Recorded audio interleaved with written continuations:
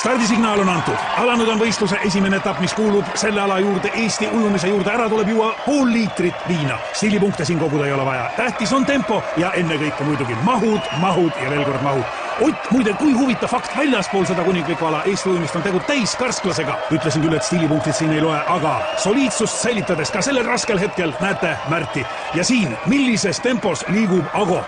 Hapukurk, ainus lubatud abivahend. Kohtunikud on sellega hoolega üle vaadanud, et sinna ei oleks pistetud midagi, mis võiks võistlejaid aidata. Ja siin on näha, et võistlejad on üha rohkem teiseks etapiks, distantsiks valmis.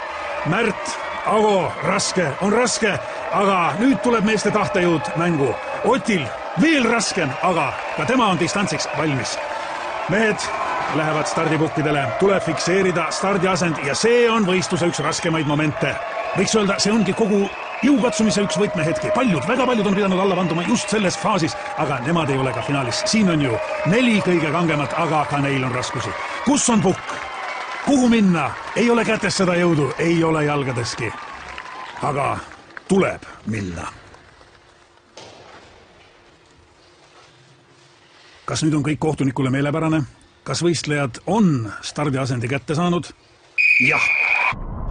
Kõlas vahestardisignaal. Väike hetk peataolekut, aga juba favoriit kogub ennast ja asub teele võidu suunas. Ago samal ajal stardipukilt lahkumata on mees põrandal ja see jäi tema viimaseks stardiks. Võistlus aga kestab. Märt, kokkupuutel veega uppus tema, võib-olla isegi enne.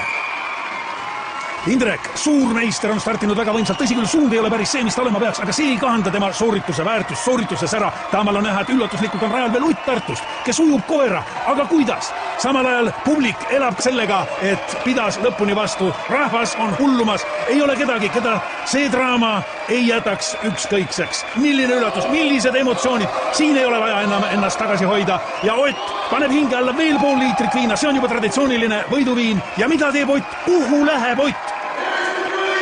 Veel võimas ja uue meistri väärline võidukarje. Milline ootamatu pööre tänastes sündmustes. Ott tormab välja, külma kätte, lumme, ei, autosse. No kuhu nüüd Ott, kuhu ometi? Aga mida teeb Ott? Ott näitab, et suudab veel kiirendadagi liikudes ainult temale, ainult Otile Tartust. Mõistetavalt trajektoori läks igaühel ole oma tee, aga niisiis nüüd. Jah, see on lõpp. Vapustav võistlus. Ott saab meistritiitli ja postuumselt ka Eesti ujumise kuulsuste halli.